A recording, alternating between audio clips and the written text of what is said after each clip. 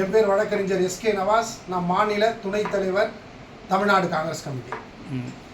நடந்து முடிந்த சட்டமன்ற தேர்தலில் பெரிய கருப்பன் தோல்வி அடைந்ததை எதிர்த்து உயர்நீதிமன்றத்திலே வழக்கு தொடர்ந்தார். டிவிகேக்கு ஆதரவாக நேற்று மூத்த வழக்கறிஞர் அகில இந்திய காங்கிரஸ் கமிட்டியினுடைய தலைவர் அபிஷேக் மனு சிங்வி அவர்கள் நேற்று சிறப்பு வாதத்தினை நீதிபதிகள் முன்னால் வைத்தார்கள்.